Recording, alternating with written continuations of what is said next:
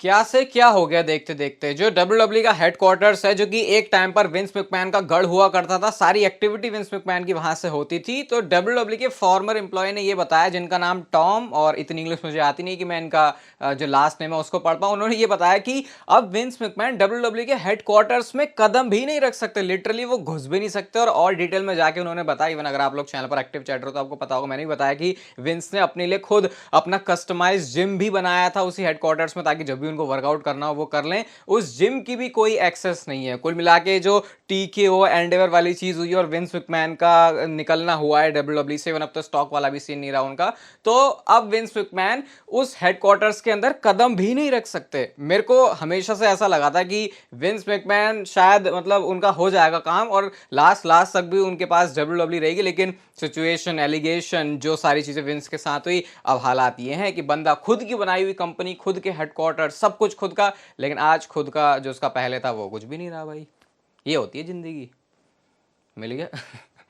एक life lesson है ये। Okay, hello chatters, my name is Rohit and you are watching Wrestle chatter.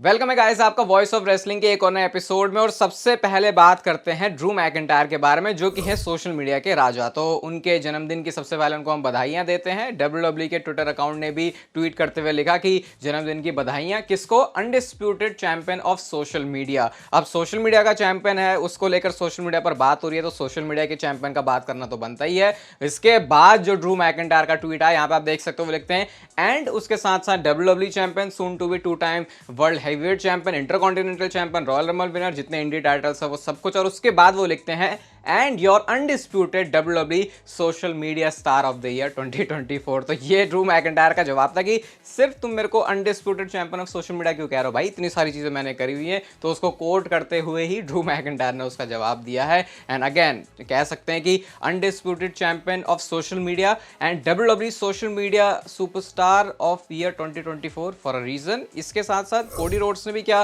जन्मदिन की बधाइयां दी हैं, या फिर वो कुछ और टीज कर रहे हैं? क्योंकि अपने इंस्टाग्राम अकाउंट की स्टोरी के ऊपर उन्होंने वो वाली फोटो पोस्ट की है जब वो एक टाइम पर ड्रू मैकिंटायर के साथ टैग टीम चैंपियन हुआ करते थे। तो अब इसके दो मतलब निकाले जा सकते हैं, या तो वो उनको उनके उस खास दिन की बधाइयां दे रहे हैं, या फिर अब इनके बीच में मैच भी हो सकता है। मतलब वो तो होगा ही, क्योंकि ऑब्वियसली ड्रू हील हैं और कोडी रोड्स बेबी फेस। और अभी एक दो दिन पहले, कल वाली वीडियो में मैंने आपको बताया था कि जो 3 सुपरस्टार्स हैं जिन्होंने कोडी रोड्स को पिन किया उनके रिटर्न के बाद से, उसमें से एक नाम ड्रू मैकिंटायर का है। तो फिर इनकी फ्यूड होना तो एक बहुत ही ऑब्वियस सी बात बनती है। नेक्स्ट बात करते हैं ब्रॉन ब्रेकर के बारे में। और जैसे जैसे टाइम आगे बढ़ रहा है, वैसे वैसे ब्रॉन ब्रेकर को लेके चीजें और ज्यादा स्ट्रॉन्ग और पुख्ता होती जा रही है कि भाई इस बंदे का तगड़ा सक्सेसफुल होना तो तय है। रेसल वोर्ड्स, जो कि एक बहुत रिलायबल सोर्स है, उन्होंने ये बोला कि जब नेटफ्लिक्स के एरा में हम एंटर कर रहे हैं, ट्रांजिशन ले रहे हैं, तो ब्रॉन ब्रेकर को बहुत तगड़े वे में ट्रीट किया जाएगा।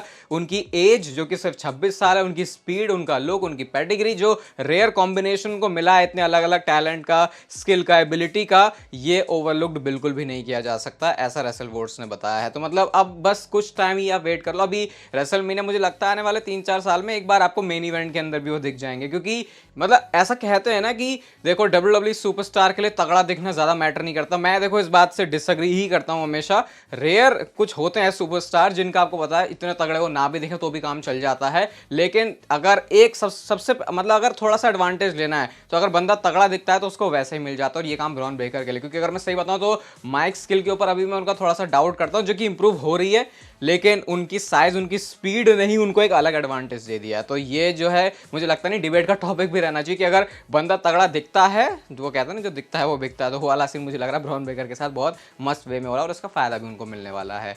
आर-ट्रूथ के बारे में एक ऐसी बात मैं आपको बताऊंगा जो आपको सुन के तो अच्छा नहीं लगेगा कि मतलब हम सब तो आर-ट्रूथ को लेके खुश हैं, लेकिन खुद आर-ट्रूथ ही अपने आप से खुश नहीं है। तो आर-ट्रूथ का ये कहना था टिकटॉक के ऊपर, नहीं कहीं तो कुछ हो रहा था, मुझे नहीं पता, टिकटॉक तो वैसे है नहीं इंडिया में भी।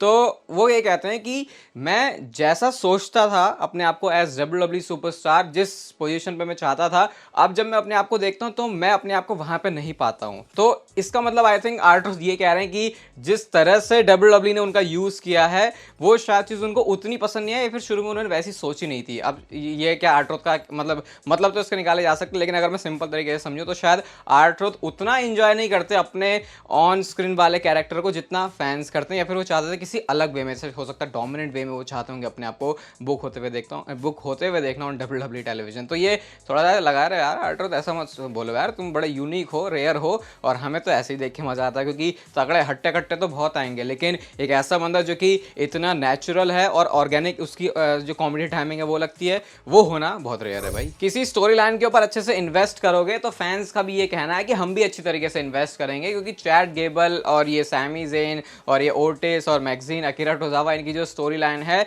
सबसे ज़्यादा peak numbers, obviously peak numbers जो है रॉ की व्यूअरशिप के वो इसी टाइम पर थे। रॉ की व्यूअरशिप तो मैंने आपको बताई दी थी पहले, लेकिन इस टाइम पर 1.89 मिलियन व्यूअर्स लोग देख रहे थे, और पिछले सेगमेंट से ये 170K का जंप था, और वो जो है कंसिस्टेंट उस टाइम पर बने भी थे जिस टाइम पर ये पूरा चैट गेबल सैमी ज़ेन वाला वो सेगमेंट चल रहा था, मतलब ये अल्फा अकेडमी वाला। तो इससे पता चलता है कि ऐसा जरूरी नहीं होता कि भाई हमेशा स्टार पावर ही तगड़ी चाहिए होती है। अगर कोई सुपरस्टार, मतलब अगर आप चैट गेबल को देखोगे या सैमी ज़ेन को देखोगे तो ऐसा थोड़ी है कि भाई वो बिल्कुल मेन इवेंट में चल रहे हैं, मिड कार्ड टाइटल वाला सीन है, लेकिन स्टिल फैंस इसको देखना प्रेफर करते हैं और वो टीवी छोड़ के तब नहीं जाते। तो स्टोरी लाइन में जब फोकस होता है कंसिस्टेंट वीक बाय वीक, तो उसका फायदा कुछ इस तरीके से WWE को मिल जाता है। Drew McIntyre clash at the castle Glasgow, मैं इस इवेंट के लिए बहुत ज्यादा मेरी एक्साइटमेंट है, मतलब इस मैच के लिए इसका आउटकम क्या होने वाला है। तो अभी रिसेंटली एक इंटरव्यू में ड्रू मैकिंटायर ने CM पंक को वार्निंग दे दी है, और वार्निंग ये है कि clash at the castle Glasgow में आने की बिल्कुल भी गलती मत करना। रीजन ये है उसके पीछे, वो कहते हैं भाई जो ग्लासगो के लोग हैं ना, जो क्राउड है, अगर तूने वहां पर कुछ उंगली करने की कोशिश करी तो हो सकता है वो तेरे ऊपर ही आके धमक जाएं, और हो सकता है वहां पर पुलिस ऑफिसर्स भी कुछ ना करें, क्योंकि वो भी तो एट द एंड स्कॉटिश हैं। तो हम सारे लोग होते ही ऐसे हैं, तो तेरे लिए वार्निंग है, अगर तेरे दिमाग में गलती से भी कुछ ऐसा सोचने का आ रहा है तो भाई ये गलती बिल्कुल भी मत करना। और ऐसा कह के तो उन्होंने और टीज कर दिया, मुझे लग रहा है कि जो CM पंक है वो अपना रिटर्न करेंगे क्लैश एट द कैसल में, ड्रू मैकिंटायर को कॉस्ट करेंगे, और फिर उसके बाद वो चैंपियन नहीं बन जाएंगे। मेरे को फिर से ऐसा बार बार दिमाग में आ रहा, भाई ऐसा हो कैसे सकता है कि स्कॉटलैंड में शो है, 2-3 कितनी रेसलमेनिया 36 में ड्रू मैकिंटायर ने चैंपियनशिप जीती थी ना पहली बार, वो क्राउड के सामने उनको मूवमेंट मिला था, उसके बाद वो मूवमेंट क्राउड के सामने नहीं मिला था, वही क्राउड के सामने नहीं मिला था, वही मूवमेंट ही क्राउड के सामने बनाना है। फिर उसके बाद आप जीते तो सही वो क्राउड के सामने, लेकिन फिर जो है उनके ऊपर कैश इन हो गया, तो अब उनके ही लोगों के सामने उनका मूवमेंट उनको कैसे नहीं मिल सकता। और अगर ये हो गया कि CM पंक ने कॉस्ट कर दिया और ड्रू मैकिंटायर नहीं जीते, तो सोच लो भाई कितना ज्यादा हाईली इन्वेस्टमेंट हुई है स्टोरी में, कि उससे पहले की जो स्टोरी है उसको साइड रख के CM पंक और ड्रू मैकिंटायर की स्टोरी के ऊपर ज्यादा फोकस कर रहे हैं। इसलिए मैं कह रहा हूं कि भाई यहां पर जो भी होगा कहानी सारी मस्त होने वाली है। एक नई चैंपियनशिप के ऊपर भी नजर मार लो, ये WWE की नई चैंपियनशिप है, मतलब WWE की चैंपियनशिप नहीं है, पहले देख लो, ठीक है। ज्यादा इसके ऊपर वैसे बात करने का फायदा तो है नहीं वैसे इतना, क्योंकि NHL नेशनल हॉकी लीग जो है उसमें जो चैंपियंस होंगे तो WWE के साथ कोलैब करके उनके पास आई थिंक ये चैंपियनशिप जाने वाली है, तो इस डिजाइन के साथ WWE ने इसको बनाया हुआ है। वैसे WWE के केस में तो मुझे कहीं पे फिट होते हुए दिख भी नहीं रही, और इसीलिए WWE के केस में है भी नहीं। कल के स्मैकडाउन से भाई आप कुछ तगड़ी चीजें एक्सपेक्ट कर सकते हो। सबसे पहले तो इस ट्वीट के अंदर ही आपको दिखा देता हूँ, अपोलो क्रूज वर्सेस एंजल गार्जा का मैच, ग्रेसन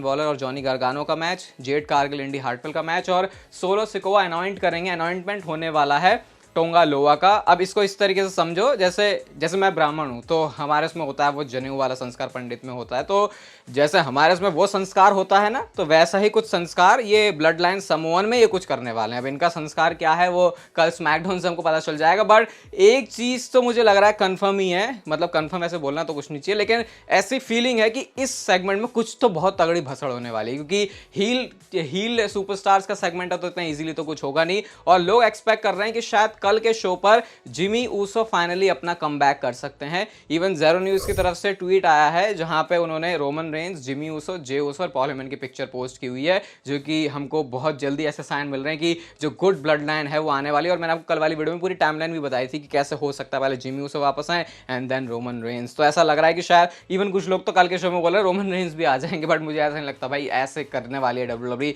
या नहीं लगता भाई, ये एक्सपेक्टेशन में भी नहीं रखूंगा मैं, क्योंकि फिर फिर डिसअपॉइंटमेंट होती है और कल मतलब नहीं आई, एक मुझे लगता है बहुत बड़े स्टेज पे डब्ल्यूडब्ल्यू इस चीज़ को करेगी, तो ऐसा हो सकता है। लेकिन कल जिमी ऊसो आ जाएं उसके भी मैं बहुत ज़्यादा चांसेस नहीं रख रहा, बट जिस तरीके से चीज़ें ऐसे सेट हो रही हैं डाउन द लाइन, वो यही समझ में आ रहा है कि बस अब जिमी ऊसो और सोलो सिकोवा का कमबैक, जे ऊसो के साथ पंगे, और जो गुड ब्लड लाइन है बस वो आपके टेलीविजन स्क्रीन पर आपको बहुत जल्दी दिख जाएगी। और उन लोगों के लिए सबसे खुशी की बात होगी जो कि इस पॉइंट पर भी डब्ल्यूडब्ल्यू के प्रोडक्ट के साथ कनेक्टेड है, क्योंकि फिर उनके लिए जो स्टोरी लाइन अब तक चली है रेसलमेनिया के बाद से और उसके बाद जो होगी गुड ब्लड लाइन की, उसके डॉट्स कनेक्ट करने बहुत ईजी हो जाएंगे। और जे ऊसो ने अभी इंस्टाग्राम पे कल परसों में स्टोरी भी डाली थी, ये है वो कि वो बोलते हैं भाई मेरी फैमिली को फ्लावर्स दे देना जब हम स्टिल गेम में हैं, तब नहीं जो हम इसको छोड़ दें। आई थिंक रोमन रेंस ने भी ये बात बोली थी 50+ ईयर्स एंड काउंटिंग। तो ये तो भाई सारे पॉजिटिव साइन ही है कि अपनी फैमिली को भी वो एक्नॉलेज करना है, जिसमें आते हैं रोमन रेंस भी और जिमी ऊसो भी। वैसे तो बैड ब्लड लाइन भी आती है लेकिन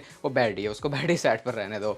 निक ऑल्डेस और एजे स्टाइल्स का इनका समर स्लैम में मैच हो सकता है। तो अभी आप देखो निक ऑल्डेस को लेकर रूमर्स कितने टाइम से, इवन रोमन रेंस के साथ भी जो उनके पंगे चल रहे थे, ऐसा लग रहा था कि शायद एक पॉइंट पे जाके इनका भी मैच होगा, लेकिन शायद डब्ल्यूडब्ल्यू को वो कभी स्पेस नहीं मिला कि वो निक ऑल्डेस और रोमन रेंस का मैच करे। लेकिन अब लोग स्पेकुलेट कर रहे हैं कि एजे स्टाइल्स और निक ऑल्डेस का मैच हो सकता है, और शायद डब्ल्यूडब्ल्यू में रिटर्न करने के बाद ये जो डब्ल्यूडब्ल्यू का भी रन चल रहा है निक ऑल्डेस का, उसमें पहला मैच उनका एजे स्टाइल्स के साथ में हो। और इनकी अगर आप देखो तो टीएनए से काफी सारा मामला जुड़ा भी हुआ है, तो शायद ये एक परफेक्ट चीज हो सकती है। और मैं तो कह रहा हूँ निक ऑल्डेस को पहला मैच जिता भी देना, थोड़ा सा ये लग रहा है एजे स्टाइल्स फिर से बंदा हार जाएगा, लेकिन सोचो निक ऑल्डेस रेयरली रेसल करे लेकिन एक मैच में आके रेसल करे और उसमें ही वो जीत जाए और उसके बाद फिर से वो अपने जीएम वाले रोल में आ जाए, तो कितने ज्यादा स्ट्रॉन्ग फिगर दिखेंगे वो एज जनरल मैनेजर। क्योंकि सबको पता होगा कि जब बंदा पंगे लेने इससे कोई पंगे लेता तो फिर ये उसकी अच्छे से जो है बैंड बजा देता है, उसमें एजे स्टाइल्स की थोड़ी बहुत बैंड बज जाएगी। वैसे वो भी इतना अफोर्ड नहीं कर सकते, बट कोई नहीं, निक ऑल्डेस और एजे स्टाइल्स एक अच्छा प्रोग्राम बन सकता है। और